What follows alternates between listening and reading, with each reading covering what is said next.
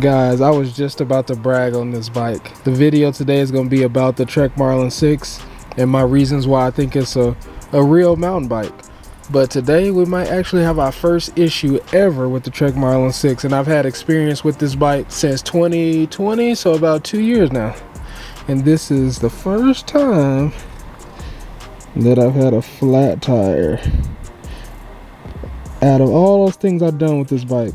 But I'm hoping it's because it's been in the garage this whole time and I haven't ridden it in a while, and we've been having some cold weather, so I'm gonna air it up and let's see what happens. All right, we got the tire aired up. I took it to about 40 PSI just to give it a little extra room just in case some air leaks out. So I'm gonna do the video and hopefully we'll find out tomorrow if it has a slow leak or not. I've been having a lot of people ask me lately, is the Trek Marlin 6 a capable bike? How's the fork? How are the tires and stuff? So I wanted to make a video today taking a deeper dive into the Trek Marlin 6 and what I really think of it and my opinion on why I feel like it's a capable mountain bike.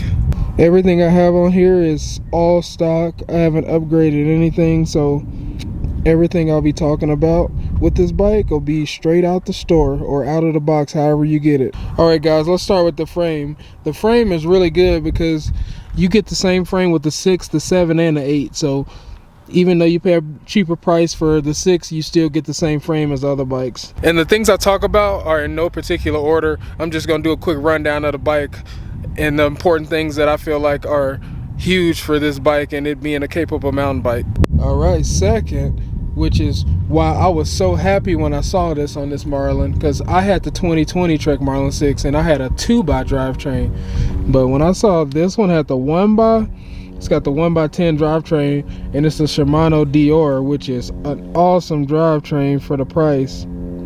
For this bike to be a budget bike, you get an awesome drivetrain and it's well put together. I haven't had any issues with it.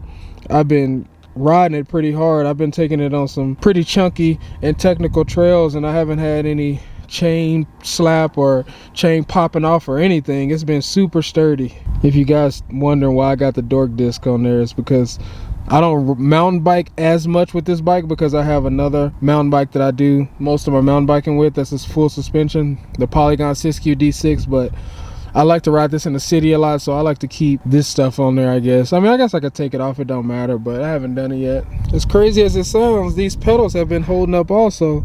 I've been roughing them up, but they're still clean, haven't broken or anything.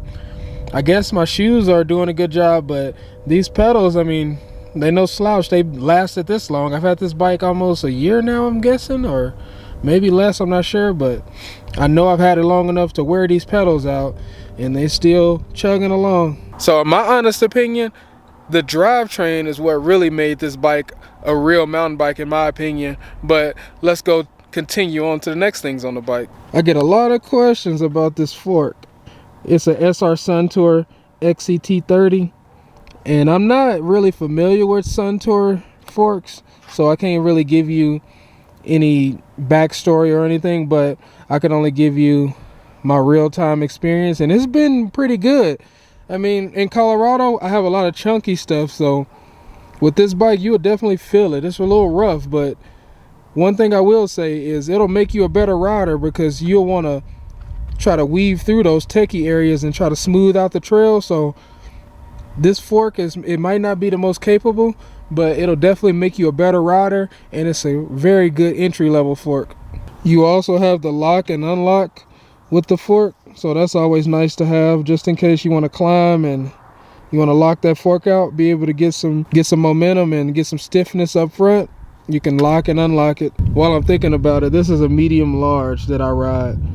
I'm about 5'8" and I ride a medium large, so I would say 5'8" to 5'9" medium large, but 5'10" and up you might want to go large unless you like the smaller frame.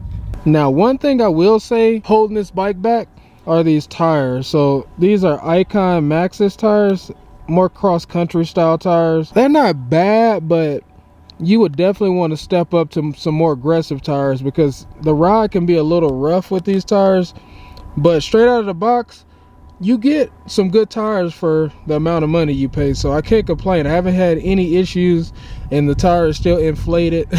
I think it was just because I was in the cold weather, but we'll see. But yeah, these tires, I mean, not the best tires, but Maxxis is definitely a good brand. So no matter what kind of Maxxis you'll get quality. But I would say that's the only thing holding this bike back from super aggressive mountain biking straight out the box. And actually, believe it or not, these brakes are super good. For what you get out of the box, these brakes are not bad at all. I haven't had any issues. I've always been able to stop. I've never had any issues, so they super responsive.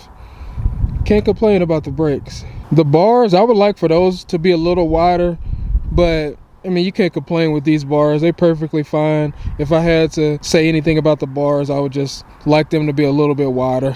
All right, and now to the seat. Nothing wrong with the seat. I mean, it's a saddle. I mean, what more can you say about a seat? Yeah, you would like to have a nice seat, but if you're wearing mountain biking shorts or mountain biking pants, you should be fine. But the dropper post issue is what we need to talk about. So this bike doesn't come with a dropper post, obviously. So that would be something you want to add later for sure. And I think that's the only thing that you would need to add out of the box for this to be a full-blown mountain bike, for you to get all the capabilities out of it as you would normal mountain biking with a full suspension. Like I said, of course, with the full suspension, you'll get a little more comfort, but this bike is ready to go out of the box as far as mountain biking. People always ask me, is it capable? This bike is capable as you want it to be, and that's what I really like about this bike. You can get a lot out of this bike depending on how much you want to get out of this bike. Two of my biggest things with this bike that I love is the ease of use and the versatility. And versatility, I mean in being able to go on trails, rough trails, blue, black, green, whatever, being able to commute, being able to ride with friends on a gravel road or a paved trail around the city. Anything you want to do with this bike, you can do it. So yeah, long story short, this bike is awesome. I just want to give you guys a quick rundown of what we talked about and why I think it's an actual capable mountain bike. So the tires, like I said, you will want to upgrade those, but they're perfectly fine for just getting started. The fork is pretty good for what most people will be doing, because if you think about it, the average mountain biker is not shredding super hard like that. And I mean, let's be honest, I just started also, so I know how it is. We're not really that good. We are not as good as we think. So the fork will be totally fine, especially on this bike, until you're ready to upgrade. The frame is awesome, super solid.